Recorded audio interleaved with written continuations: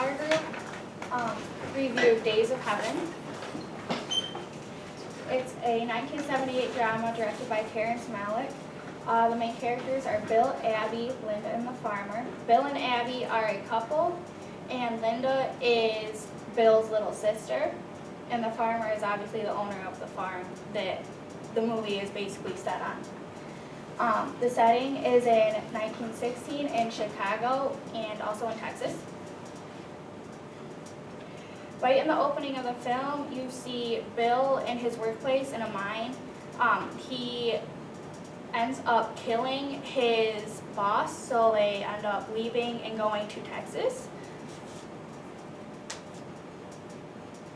where they end up living throughout the rest of the film. The farmer that owns the land is sick, so Bill comes up with the idea that Abby will fall in love and convince the farmer to marry her, so that when, in the case that he does die, that they have the chance to inherit the wealth and the rest of the farm. When the farmer learns of their dishonesty, he sets out to kill Bill. In the end, Bill ends up stabbing the farmer with a screwdriver. And that forces them to flee the farm because the police are after them. When they do finally find Bill, they immediately kill him for killing the farmer. The narrative spines, when Bill convinces Abby to marry the farmer so they can inherit the farm, that was a big game changer because they don't come from a lot, and if they were to inherit that would change their lives a lot. Also, when Bill and the farmer are out duck hunting, you see the farmer where he's actually hunting the ducks, and Bill is behind him with a gun pointed at him, deciding whether or not that he should kill the farmer. The literary references that I found were basically based on the Bible. There's a point in the movie where a swarm of locusts basically takes over the farm, and in the Bible it says that they come not to hurt the land, but to hurt the people who have basically sinned. So they're practically saying that either the farmer or other people on the farm have sinned, so they're getting tortured for it. And the title is actually a literary reference also to the Bible. It's basically saying that Bill wanted to give him and his family more days on earth by killing the farmer so that they could have a better life. Okay, for color, there wasn't really a lot of colors used. It was mainly the colors that were used during 1916. A lot of darks for costumes and whatnot like that. The only big use of color that I really seen was difference in old technology and new technology. Old technology had very saturated reds to them, and the new technologies had a very vibrant red color to them. So if you'll notice that the old technology, in this case a house, would be really saturated, but the wheels on the tires are really bright and exuberant, and I'll get some more examples of that. The plane, pretty new technology, it's really red. And then the bike that he rides in on is kind of like his escape from the farm into a reality outside of this farm kind of thing, and now he's riding back into the farm on this new technology. Okay. What I do really want to talk about is the lighting used in the film. There's a lot of different lighting techniques used. for example, the golden hour, which is before sunset and after sunrise.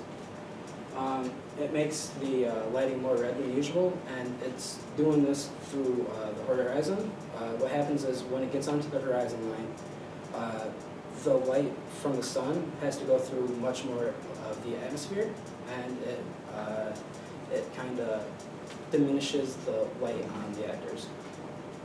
Good placement of lighting when the shadow and light is perfectly placed on the characters.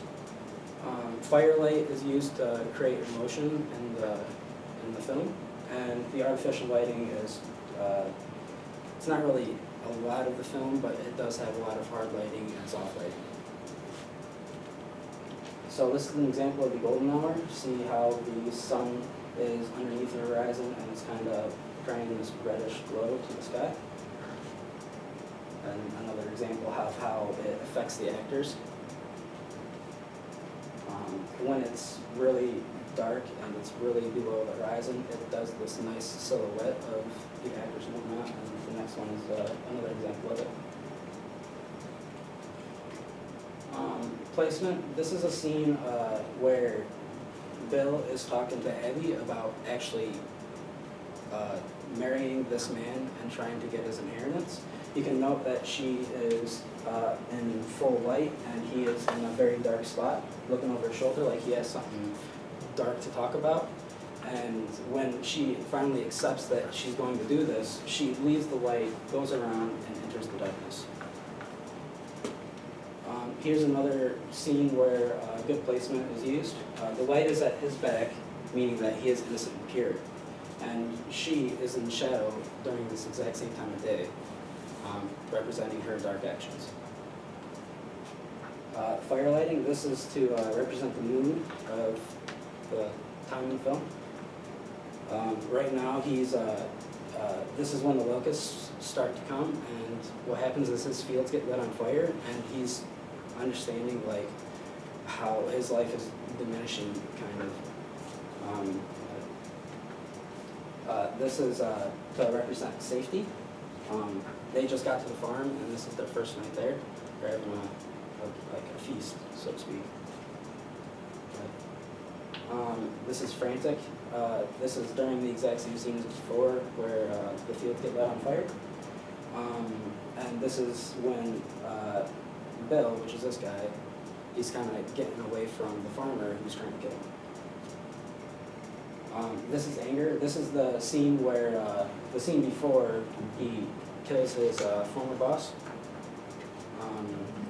The explosion in the background fire is to represent how the anger is going to be portrayed in the next scene. Hard lighting is used to create drastic, dramatic effect in the scene.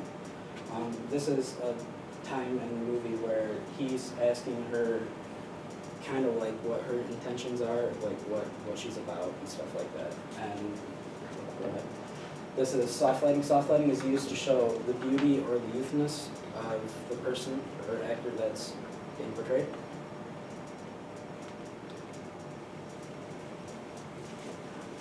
I'm going to be talking about composition and movement.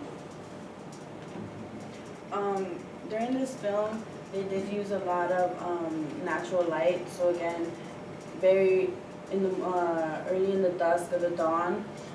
This is one of the scenes where we only see their silhouette. And this is after their farm is being set on fire. And this is, even if you don't know the dialogue, you can tell that just by the way their mouths are placed, you can tell there's this intense scene. He uses a lot of simplicity. These are some of the rules that this film does very well with, which is lighting. There are certain scenes where you only see either the dusk of the dawn of the upcoming light and just one or two characters. And then, as you know, that there's certain rules, like the rules of the third, that they always let us know that we need to follow. But this film, decides not to follow them, which I have an example later on. And then that even though in this film they used a Panavision, which is a version of a Steadicam, they used it for certain scenes, but the director after a while decided to switch back to just a Steadicam to create better effects. And he always tried to make sure that you had the sense of what the movie was trying to tell you. This is a romantic film, and even if you tend to mute it and just watch the film by itself, you still feel this certain romantic feel towards certain characters because of the way they're placed in the camera.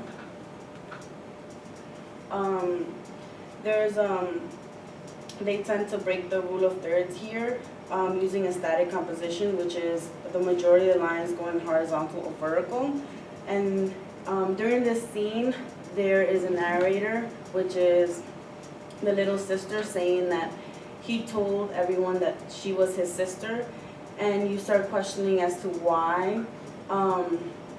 But you don't ever, like for the first couple minutes, you don't see them in any romantic scene. And then here you see that all the lines are heading in one direction, which creates this soft, smooth calming. And then another way is a dynamic composition, which means all the lines are diagonal. This creates the opposite.